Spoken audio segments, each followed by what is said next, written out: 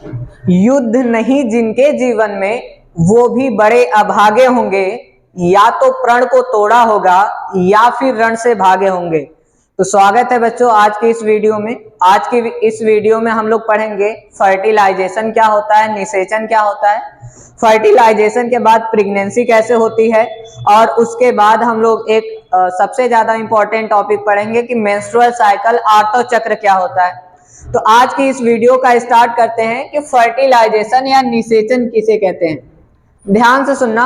होता क्या है कि जब मेल पार्टनर और फीमेल पार्टनर, दो पार्टनर जब वो सेक्स कर रहे होते हैं या संभोग करते हैं, तो उनमें जो मेल पार्टनर होता है वो सीमेन को कहां पर डिस्चार्ज करता है? वेजाइना पर। हमने एक बात कही कि सेक्स के टाइम पर, क्वाइटस के टाइम पर जो मेल पार्टनर होता है वो सीमेन कहां डिस्चार्ज करता है? वेजाइना पर।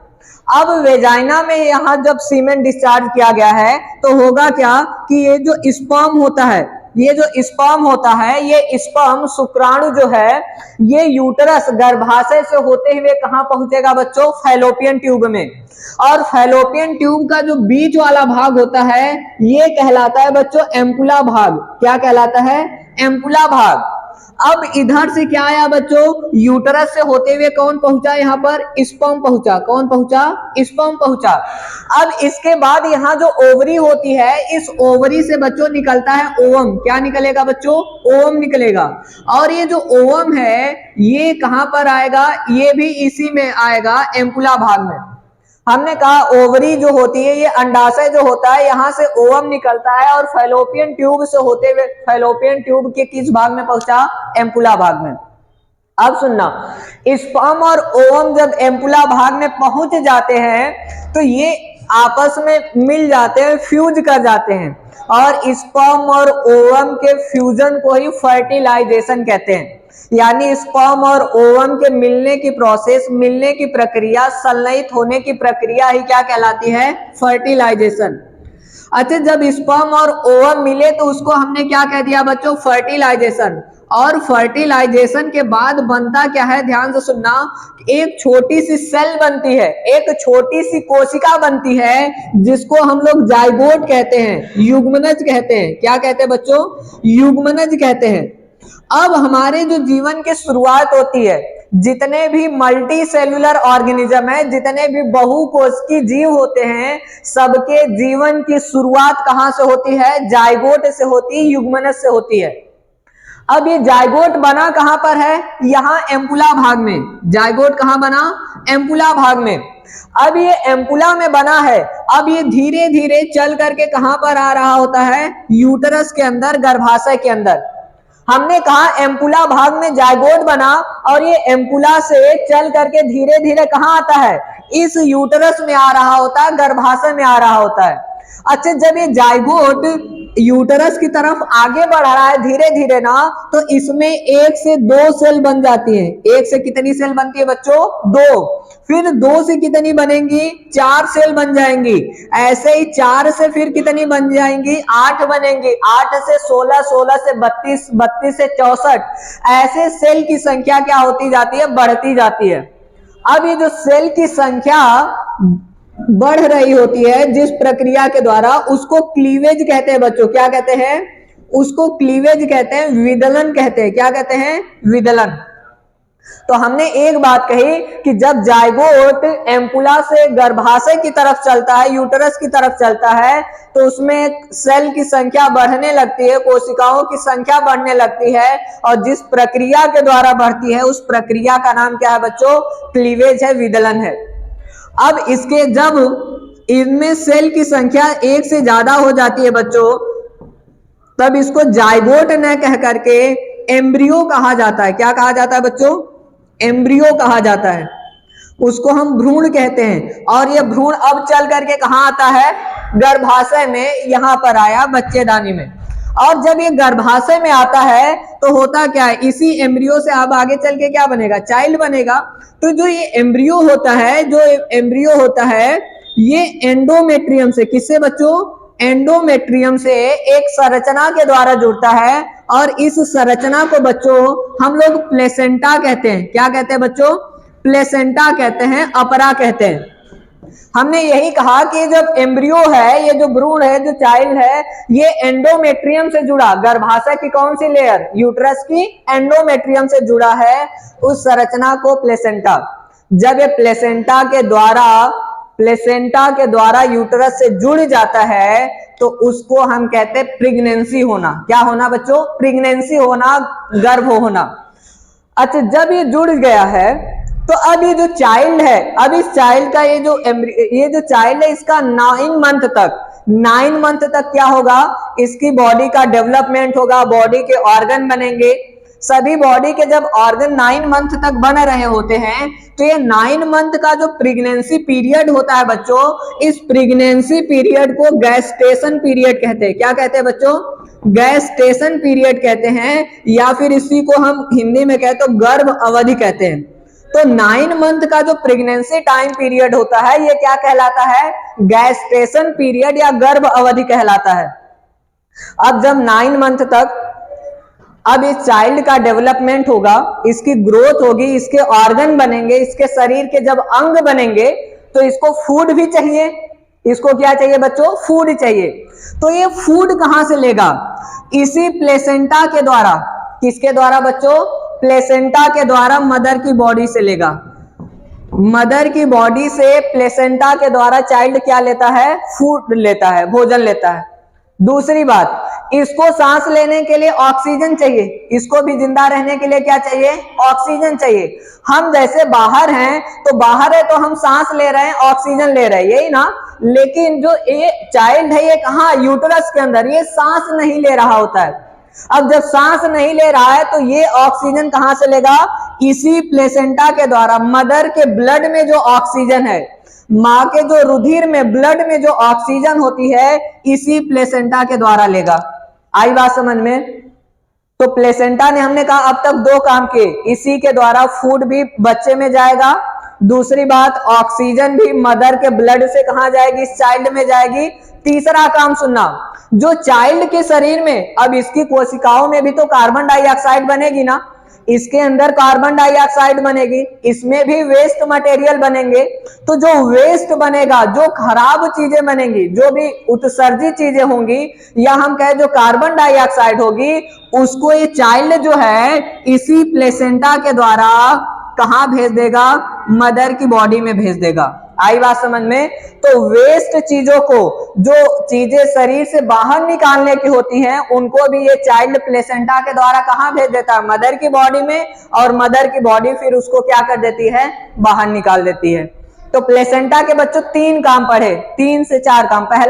पहला काम ये पढ़ा कि इसके द्वारा चाइल्ड यूट्रस से जुड़ा। दूसरा हमने पढ़ा कि इसी के द्वारा क्या हुआ? फूड भी बच्चे को मिला, प्लेसेंटा के ही द्वारा मदर की बॉडी से ऑक्सीजन मिली। और चौथा काम हमने पढ़ा कि जो बच्चे में वेस्ट चीजें बनी, जो कार्बन डाइऑक्साइड बनी, इसी प्लेसेंटा के द्वारा वह कहां भेज दिया? मदर की बॉडी में भेज देता है।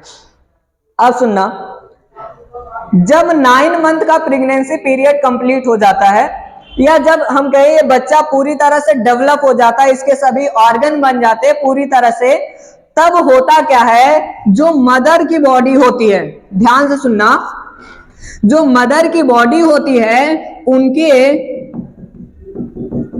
उनकी पिट्यूटरी ग्लैंड से, कौन सी ग्लैंड से बच्चों? पिट्यूटरी ग्लैंड से, जिसको हम कहते हैं पीयूष ग्रंथि। हिंदी में क्या कहते हैं? पीयूष ग्रंथि कहते हैं। ये जनरली बच्चों ब्रेन में पाई जाती है। हमारा जो ब्रेन हाइपोथैलेमस होता है, हाइपोथैलेमस के नीचे पाई जाती है। अब ये जो पिट्यूटरी ग्लैंड है, एक हार्मोन सिक्रीट करती है, एक हार्मोन निकालती है बच्चों। इस हार्मोन को बच्चों कहा जाता है ऑक्सीटोसिन हार्मोन। कौन सा कहा जाता है बच्चों? ऑक्सीटोसिन। हमने कहा जब प्रेगनेंसी पीरियड कंप्लीट हो गया, जब यानी बच्चा पूरी तरह से डेवलप हो गया, तो मदर की कौन सी ग्लैंड? पिट्यूटरी ग्लैंड ने, पीयूष ग्रंथि ने कौन सा हार्मोन निकाला? ऑक्सीटोसिन। अब सुनना, ये जो ऑक्सीटोसिन है, ये आएगा यहां पर मायोमेट्रियम में। कहां पर? ये जो बीच वाली लेयर है मायोमेट्रियम, इस बीच वाली लेयर मायोमेट्रियम में अंदर की तरफ कॉन्ट्रैक्शन करवाएगा। क्या करवाएगा बच्चों? कॉन्ट्रैक्शन करवाएगा, संकुचन करवाएगा। अब जब ये यूट्रस जो अंदर की तरफ कॉन्ट्रैक्ट करेगा, यहां पर अंदर की तरफ संकुचन होगा, तो होगा क्या बच्चों? यहाँ पर अंदर एक प्रेशर बनेगा। क्या बनेगा? प्रेशर। और वो प्रेशर लगेगा कहां पर? चाइल्ड के ऊपर। प्रेशर कहां लगेगा? इस चाइल्ड के ऊपर लगेगा। और जब ये प्रेशर चाइल्ड के ऊपर लगेगा तो यही जो चाइल्ड है अब वेजाइना के थ्रू सर्विक्स से होते हुए, वेजाइना से होते हुए कहां आ जाता है? बाहर आ जाता है। और बाहर यानी चाइल्ड के बर्थ की जो प्रोसेस होती है इसको बायो की भाषा में पार्च्यूरेशन कहते हैं बच्चों। क्या कहते हैं? पार्च्यूरेशन कहते हैं या प्रसव कहते हैं।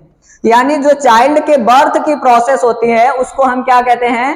पार्च्यूरेशन कहते हैं या प्रसव कहते हैं। अच्छा, जब ये पार्च्यूरेशन हो रहा होता है बच्चों तो होता क्या है? बहुत ज्यादा ही पेन होता है फीमेल को, यानी मदर को हम कहें तो बहुत ज्यादा पेन होता है, बहुत ज्यादा दर्द होता है और उसको लेबर पेन कहा जाता है, या हिंदी में कहे तो प्रसव पीड़ा कहा जाता है। क्या कहा जाता है? लेबर पेन या प्रसव पीड़ा कहा जाता है। तो हमने अब तक यही बताया कि 9 मंथ का प्रेगनेंसी पीरियड कंप्लीट हुआ तो पिट्यूटरी ग्लैंड ने ऑक्सीटोसिन निकाला। ऑक्सीटोसिन ने क्या किया? मायोमेट्रियम में कॉन्ट्रैक्शन कराया और कॉन्ट्रैक्शन हुआ तो अंदर क्या बना? प्रेशर। और उस प्रेशर के कारण चाइल्ड जो है वो सर्विक्स और वेजाइना से होते हुए कहां आ जाता है? बाहर आ जाता है। यानी चाइल्ड का बर्थ हो जाता है। और चाइल्ड के जन्म लेने की जो प्रोसेस होती है क्या कहलाती है? पार्च्यूरेशन कहलाती है, प्रसव कहलाती है। अब सुनना, अब प्रसव के बाद क्या होता है? ध्यान से सुनना। चाइल्ड के बर्थ के बाद ये जो पिट्यूटरी ग्लैंड है यही एक हार्मोन और निकालती है बच्चों, एक हार्मोन और निकालती है जिसका नाम है प्रोलैक्टिन। पिट्यूटरी ग्लैंड से कौन सा हार्मोन निकलेगा बच्चों? प्रोलैक्टिन। अब ये प्रोलैक्टिन काम क्या करेगा? ध्यान से सुनना। ये काम करेगा जो फीमेल या जो मदर है उसकी मेमोरी ग्लैंड पर। किस पे काम करेगा बच्चों? मेमोरी ग्लैंड पर काम करेगा, स्तन ग्रंथि पर। जो ब्रेस्ट के अंदर पाई जाती है मेमोरी ग्लैंड, उस मेमोरी ग्लैंड के ऊपर काम करेगा। और मेमोरी ग्लैंड में बच्चों ये मिल्क फॉर्मेशन करवाएगा। क्या करवाएगा बच्चों? मिल्क फॉर्मेशन करवाएगा। और जो मिल्क, जब बच्चे के जन्म के बाद का जो गाढ़ा पीला मिल्क होता है उस गाढ़े पीले मिल्क को बच्चों कोलोस्ट्रम कहा जाता है। क्या कहा जाता है? कोलोस्ट्रम कहते हैं। और इस कोलोस्ट्रम के अंदर बहुत सी एंटीबॉडी पाई जाती हैं। क्या पाई जाती हैं बच्चों? एंटीबॉडी पाई जाती है, प्रतिरक्षी पाई जाती हैं। अब ये जो एंटीबॉडी है ये बच्चे के शरीर के लिए क्या होती हैं? जरूरी होती हैं। इसीलिए डॉक्टर सलाह देते हैं कि बच्चे जब जन्म हो जाता है तो उसको किसका मिल्क पिलाना चाहिए? माँ का मिल्क पिलाना चाहिए, माँ का दूध पिलाना चाहिए। उसको बाहर से नहीं देना चाहिए, क्योंकि जो बाहर का दूध हम लाते हैं उस बाहर के दूध में एंटीबॉडी नहीं पाई जाती हैं। और इस एंटीबॉडी का नाम याद कर लेना, IgA एंटीबॉडी होती है। कौन सी एंटीबॉडी? IgA एंटीबॉडी होती है।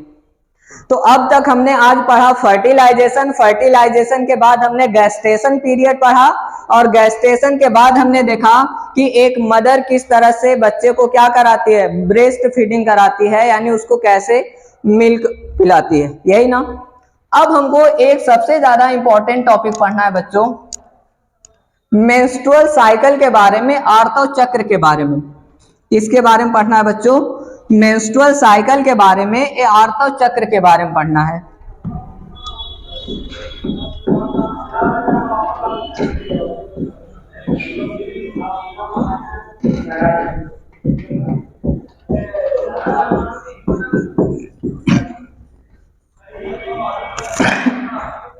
ध्यान से सुनना। आर्तव चक्र होता क्या है बच्चों?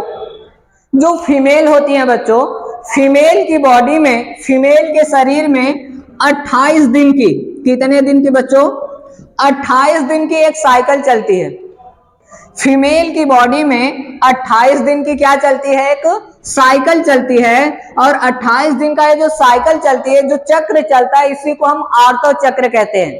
अच्छा, ये साइकिल स्टार्ट कब होती है बच्चों? स्टार्ट होती है ये 10 से 12 साल में। कितने साल में स्टार्ट होती है बच्चों? 10 से 12 साल में स्टार्ट होती है। अब 10 से 12 साल में जब ये स्टार्ट होती है तो उसको मीनार्क कहते हैं बच्चों। जब स्टार्ट होती है तो क्या कहते हैं? मीनार्क कहते हैं। और ये बंद होती है जनरली 45 से 50 साल के बीच में, और उसको बच्चों जब बंद होती है तो उसको मीनोपॉज कहते हैं। क्या कहते हैं? मीनोपॉज। तो हमने मेंस्ट्रुअल साइकिल के बारे में दो बात पढ़ी। हमने कहा 28 दिन की एक साइकिल है, ये इससे कम भी हो सकती है, इससे ज्यादा भी हो सकती है, एवरेज माना गया 28 दिन। दूसरी बात हमने कहा कि स्टार्ट कब होती है? 10 से 12 साल पे, जिसको मीनार्क कहते हैं, और 45 से 50 साल के बीच ये बंद हो जाती है, जिसको हम क्या कहते हैं? मीनोपॉज कहते हैं। अब सुनना, अगर कोई भी फीमेल प्रेगनेंसी कंसीव करना चाहती है, यानी प्रेग्नेंट होना चाहती है, तो जब तक मेंस्ट्रुअल साइकिल चल रही है तभी तक वो प्रेग्नेंट हो सकती है। यानी 10 से 12 साल के पहले ना तो वो प्रेग्नेंट हो सकती है, यानी क्योंकि उसके उस समय मेंस्ट्रुअल साइकिल स्टार्ट नहीं होती है, और ना तो 45 से 50 साल के बाद। 45 से 50 साल के बाद क्योंकि मेंस्ट्रुअल साइकिल क्या हो जाती है? बंद हो जाती है। तो मीनार्क और मीनोपॉज के बीच ही वो क्या हो सकती है? प्रेगनेंसी कंसीव कर सकती है, यानी प्रेग्नेंट हो सकती है। अब सुनना, इस मेंस्ट्रुअल साइकिल में होता क्या है? इस मेंस्ट्रुअल साइकिल में ओवम का फॉर्मेशन होता है, यानी ओवम बनता है बच्चों। क्या बनता है? ओवम बनता है।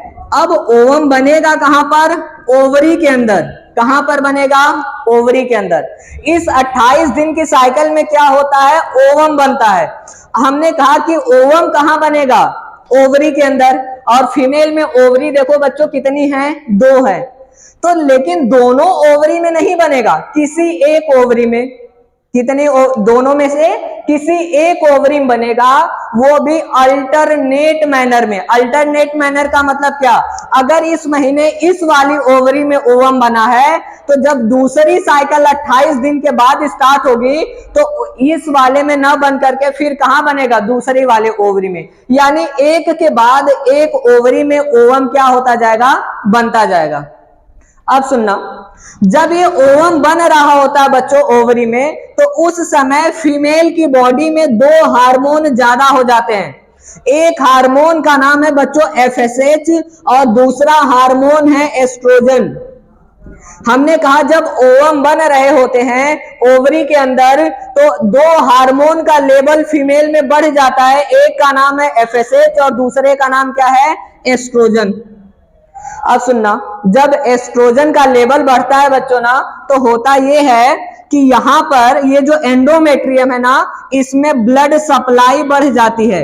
और ब्लड सप्लाई बढ़ जाती है बच्चों, तो ये और भी ज्यादा क्या होने लगती है? मोटी होने लगती है। और भी ज्यादा ये लेयर क्या हो जाती है? अंदर अंदर से मोटी हो जाती है, थिक हो जाती है। अब FSH काम क्या करवाता है? हमने oogenesis में पढ़ा था कि ये ग्राफियन फॉलिकल बनवाता है। प्राइमरी से सेकेंडरी, सेकेंडरी से टर्सरी फॉलिकल, और टर्सरी फॉलिकल से क्या बनवाता था? Graafian follicle. अब सुनना, अब जब उसके ऊपर आपने पढ़ा था कि LH ने वर्क किया था, तो ओवम निकला था। क्या निकला था? ओवम। जब ओवम निकला था और ये फैलोपियन ट्यूब के एम्पुला भाग में पहुंचा, फर्टिलाइजेशन में पढ़ा था कि एम्पुला में पहुंचा तो स्पर्म मिल गया, और स्पर्म मिला तो प्रेगनेंसी। अगर स्पर्म नहीं मिलेगा तब क्या होगा? ध्यान से सुनना, जब स्पर्म नहीं मिलेगा तब क्या होगा? तो होता यह है कि ये जो ओवम है जब आता है यहां पर एम्पुला भाग में, और स्पर्म का इंतजार करता है 48 से 72 घंटे। कितने? 48 से 72 घंटे इंतजार करता है। और जब इंतजार करता है और स्पर्म इसको नहीं मिलता है, तब यहीं पर बच्चों ये खत्म हो जाता है, डीजनरेट हो जाता है। क्या हो जाता है? वहीं पर वो खत्म हो जाता है, डीजनरेट हो जाता है। और जब ये खत्म हो जाता है, यानी जब ओवम क्या हो गया बच्चों? डीजनरेट हो गया, खत्म हो गया, तो खत्म होने के बाद होता यह है कि जो ये लेवल बढ़ा था एस्ट्रोजन का बच्चों फीमेल की बॉडी में, फिर एस्ट्रोजन का लेवल क्या हो जाता है बच्चों? कम हो जाता है। एस्ट्रोजन का लेवल क्या हो जाएगा? कम हो जाएगा। और साथ ही साथ एक हार्मोन और जिसका नाम होता है प्रोजेस्टेरॉन, इसका भी लेवल क्या हो जाएगा? कम हो जाएगा। क्या हो जाएगा? कम हो जाएगा। जब एस्ट्रोजन और प्रोजेस्टेरॉन का लेवल बच्चों कम होता है, इनका जब लेवल कम होगा तो जो हमने कहा था ब्लड सप्लाई बढ़ी थी ना, ये ब्लड सप्लाई कम कर दी जाती है। यानी जो ज्यादा ब्लड एंडोमेट्रियम में जा रहा था, अब ब्लड क्या होगा, कम जाएगा। और जब ब्लड कम जाएगा तो इसकी जो कोशिकाएं हैं, जो सेल हैं, वो टूट करके गिरने लगती हैं। क्या होती है, टूट करके क्या होने लगती हैं, गिरने लगती हैं। और जब टूट करके गिरती हैं तो इसी के साथ ब्लड बाहर आता है। इसी के साथ क्या बाहर आता है, ब्लड बाहर आता है। और इसी को हम कहते हैं बच्चों ब्लीडिंग होना। इसको क्या कहते हैं, ब्लीडिंग होना। या फिर इसी को हम मेंस्ट्रुअल फ्लो भी कहते हैं। क्या कहते हैं, मेंस्ट्रुअल फ्लो भी कहते हैं। हमने केवल कुछ बात कही बच्चों मेंस्ट्रुअल साइकिल में। हमने कहा इसमें ओवम का फॉर्मेशन होगा, ओवरी में होगा, अल्टरनेट मैनर में। अगर किसी इस महीने अगर इस वाले ओवरी में हुआ है तो दूसरे महीने दूसरी ओवरी में होगा। हमने कहा जब ओवम बन रहा होता है तो फीमेल में एफएसएच और एस्ट्रोजन का लेवल क्या हो जाता है, बढ़ जाता है। इसका लेवल बढ़ने से क्या होता है, एस्ट्रोजन का लेवल बढ़ने से हमने कहा ब्लड सप्लाई एंडोमेट्रियम में ज्यादा हुई। एंडोमेट्रियम में ब्लड ज्यादा जाएगा तो एंडोमेट्रियम मोटी हो जाती है, यही कहा।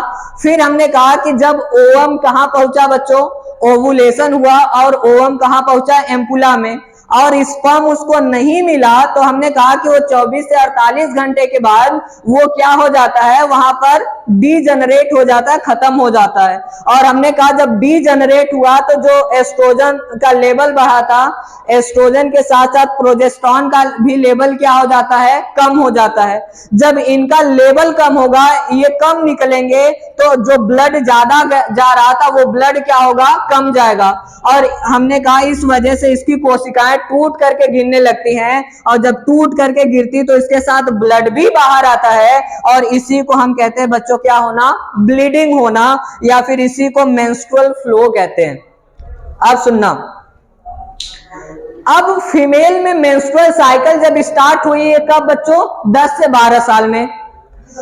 अब जब उसके अंदर अगर हम बात करें बच्चों, अपने ही अंदर हम बात करें, हमारे अंदर जो भी एंजाइम काम कर रहे, जो भी हार्मोन काम कर रहे, क्या हमको पता चल रहा है, हमारी बॉडी को महसूस नहीं हो रहा है कि हमारे अंदर कौन से एंजाइम काम कर रहे हैं और कौन से हार्मोन काम कर रहे हैं।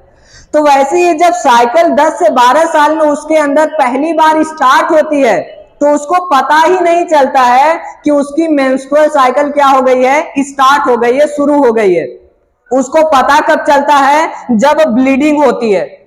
पहली मेंस्ट्रुअल साइकिल की जब ब्लीडिंग होती है तब उसको पता चलता है कि उसकी मेंस्ट्रुअल साइकिल क्या हो गई है, स्टार्ट हो गई है।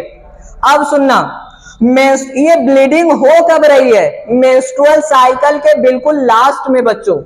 ब्लीडिंग कब हो रही है, मेंस्ट्रुअल साइकिल के बिल्कुल लास्ट में हो रही है, जब ओवम नहीं मिला।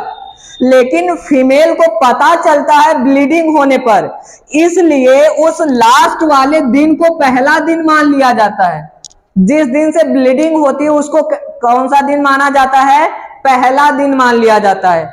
और 1 से 5 दिन तक बच्चों ब्लीडिंग होती है। 28 दिन में 1 से 5 दिन तक क्या होती है, ब्लीडिंग होती है। एवरेज माना जाता है, किसी में 2 दिन, किसी में 3 दिन चलती है, लेकिन एवरेज माना जाता है कि ये 1 से 5 दिन तक क्या चलती है, ब्लीडिंग होती है। अब होता क्या है, फिर 5वें दिन से लेकर के 14वें दिन तक बच्चों, 5वें दिन से लेकर के किस दिन तक, 14वें दिन तक उसके अंदर फिर से दूसरी वाले ओवरी में क्या बना रहा होगा, ओवम बना रहा होता है। और जब ओवम बना रहा होता है, जैसे ये एक साइकिल बना रहे, ध्यान से सुनना, हमने कहा ये पहला दिन है तो 1 से 5 दिन तक यहां पर क्या हो रही है बच्चों, ब्लीडिंग हो रही है। अब ये इस 28 दिन की टोटल साइकिल, बीच में कौन सा दिन आएगा, 14वां दिन। तो 5वें दिन से लेकर के 14वें दिन तक क्या बनेगा, ओवम बनेगा ना। तो ये जो ओवम 5वें दिन से 14वें दिन तक बन रहा होता है, इसको हम कहते हैं बच्चों फॉलिकुलर फेज। क्या कहते हैं बच्चों, फॉलिकुलर फेज कहते हैं, पुटकी प्रावस्था कहते हैं। आई बात समझ में। और हमने पढ़ा है कि एलएच काम क्या करवाता है, ओवुलेशन। और ओवुलेशन कौन से दिन होता है बच्चों, 14वें दिन होता है जनरली। ओवुलेशन कौन से दिन होता है? 14वें दिन। अब 14वें दिन के बाद से लेकर के यहां तक का ये जो 28वें दिन तक का ये जो बीच का टाइम बचता है 14वें दिन से 28वें दिन तक का, ये कहलाता है बच्चों ल्यूटियल फेज कहलाता है। क्या कहलाता है? ल्यूटियल फेज कहलाता है बच्चों। आई बात समझ में? ठीक है, तो हमने कहा कि 14वें दिन से लेकर के 28वें दिन तक क्या कहलाता है? ल्यूटियल फेज कहलाता है। अब देखो ये ओवुलेशन कौन से दिन हुआ? 14वें दिन ना, और 14वें दिन से पहले कौन सी फेज है? फॉलिकुलर। तो अब ये ओवुलेशन से पहले है ना, तो इसको एक नाम और दे देते हैं, प्री ओवुलेटरी फेज। क्या कहते हैं? प्री ओवुलेटरी फेज हम कह सकते हैं। और ये ओवुलेशन के बाद कौन सी आती है? ल्यूटियल फेज ना, तो इसको हम कह देते हैं पोस्ट ल्यूटियल फेज। क्या कह देते हैं? पोस्ट ल्यूटियल फेज कह सकते हैं। आई बात समझ में? तो हम मेंस्ट्रुअल साइकिल को कितने फेज में डिवाइड कर रहे हैं बच्चों? टोटल 3। एक ब्लीडिंग फेज है, दूसरा कौन सा है? प्री ओवुलेटरी या फॉलिकुलर फेज है, और चौथा कौन सा है? ल्यूटियल फेज है। आई बात, तीसरा कौन सा है? ल्यूटियल फेज है। आई बात समझ में? तो आज की क्लास बच्चों यहीं तक रखते हैं। हमें उम्मीद है कि आपको अच्छे से समझ में आया होगा। तो आप ठीक है, तो आज की क्लास बच्चों हम यहीं तक रखते हैं, और हमें उम्मीद है कि ये वीडियो आपको पसंद आई होगी। तो यार फ्लो बिगड़ रहा है, रुक जाइए, वो कट हो जाएगा। तो आज की क्लास बच्चों यहीं तक रखते हैं, और हमें उम्मीद है कि आपको ये वीडियो पसंद आई होगी। तो इसके लिए आपको थैंक यू बच्चों, धन्यवाद।